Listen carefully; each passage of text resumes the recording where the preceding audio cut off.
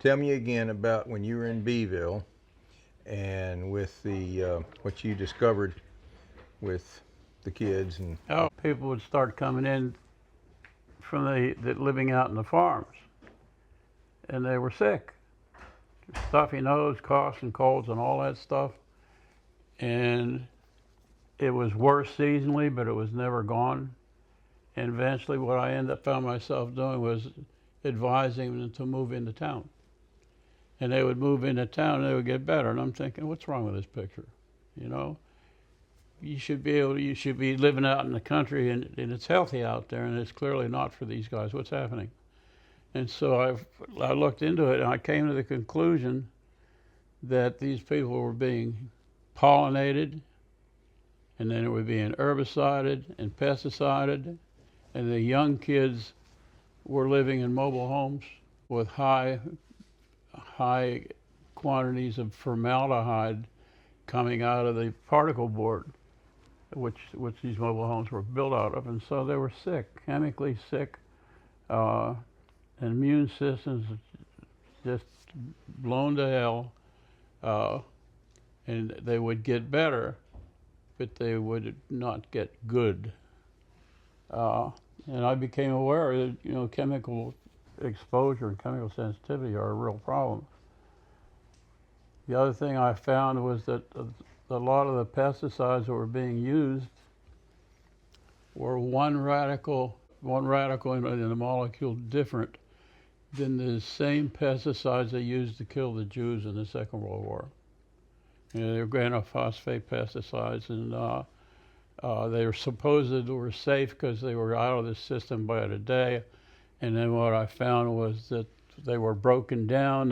You couldn't find the pesticide in the blood or the fat within a day, but they were broken into the metabolites. The building blocks of these pesticides were far more toxic than the pesticide itself. So people are really, really getting sick. And about that time, autism started to rear its head. And you'd read about autism. Kids that would just not be the same. They would withdraw. They wouldn't speak. They wouldn't relate to other kids or their parents. And eventually, what happened was I got one, and then I got more than one, and I found out it was a relationship. Looking at these kids, basically, because the families have videos of the kids all the time now. And about a month after they got their measles, mumps, rubella vaccine, they would change. And you could see the lights go out in their eyes, and they would withdraw, and the whole symptom of autism would begin, the whole spectrum. And what I did, I came to the conclusion that the major part of the problem was not just the MMR, it was the fact that we were giving these kids 5 and 6 vaccines at one time. And the first time you gave them the vaccine, they were okay. The second time, they were preloaded. They had antibodies already developed against things, and we hit them with a second massive dose, and the reaction was more than the immune system could handle. And these kids were never the same again.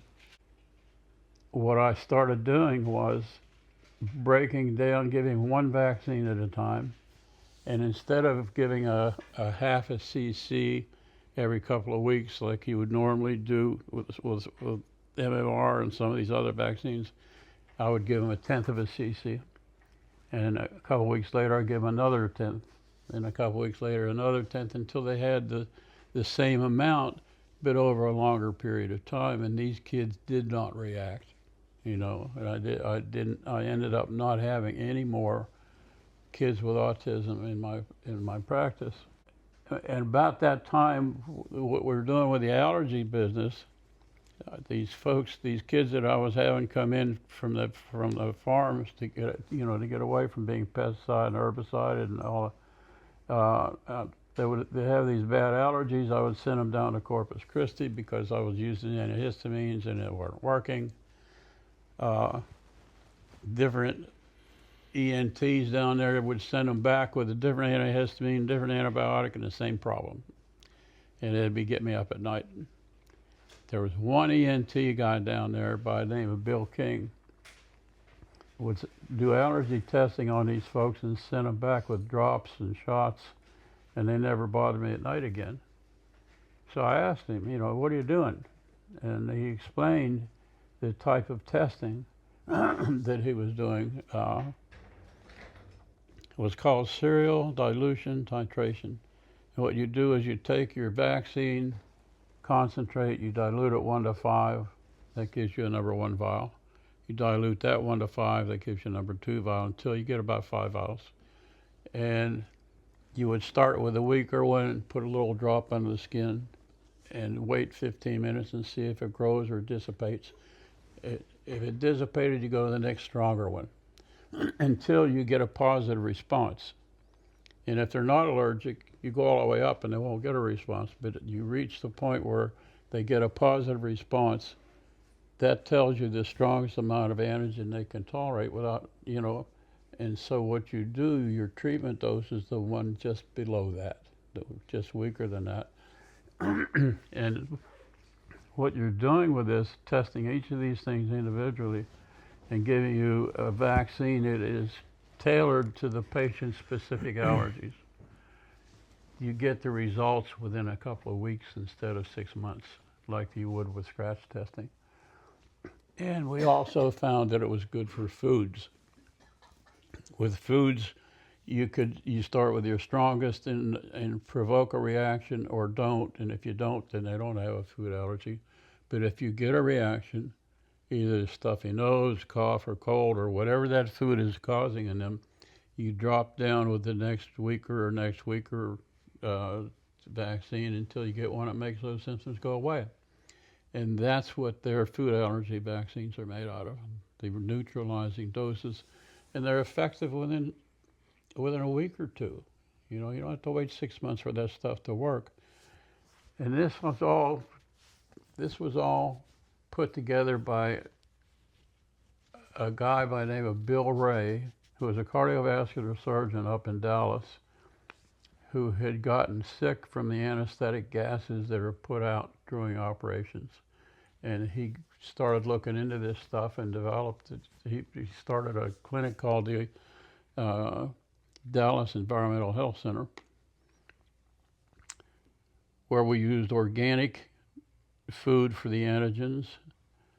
We had 17 filters on the air conditioning to pull out any pollution, stainless steel porcelain lined walls, so there was nothing coming through the walls.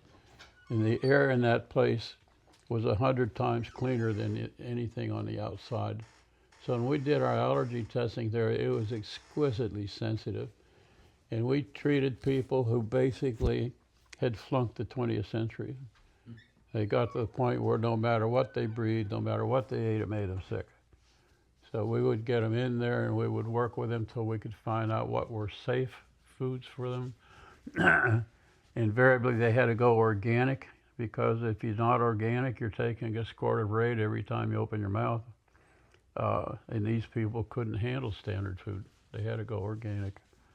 So with that, you could restore them to the point where they could live in a normal society again. One of the things we did was we turned the bedroom into an oasis. So take the carpet off the floor, because the carpet is a reservoir for dust, mite, and mold, and you can never really get a carpet clean. So you want a hard surface floor so you can see, and it's much easier to keep clean. Put an air filter in there to pull out dust, mite, and mold, with charcoal filters in there to pull out chemicals. Keep the animals out and keep the doors shut, so this thing runs 24/7. So while these kids are sleeping or these people are sleeping, they're not fighting off the environment. The immune system will begin to recover if you're not consistently beating the fire out of it. So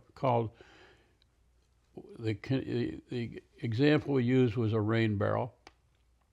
The immune system functions like a rain barrel, in that a rain barrel will hold an awful lot of water, but it'll reach the point where one drop will make it overflow. And it's interesting, what that last thing was that made it overflow. Heavy dew, somebody throw a rock in. But what's important is the barrel's full.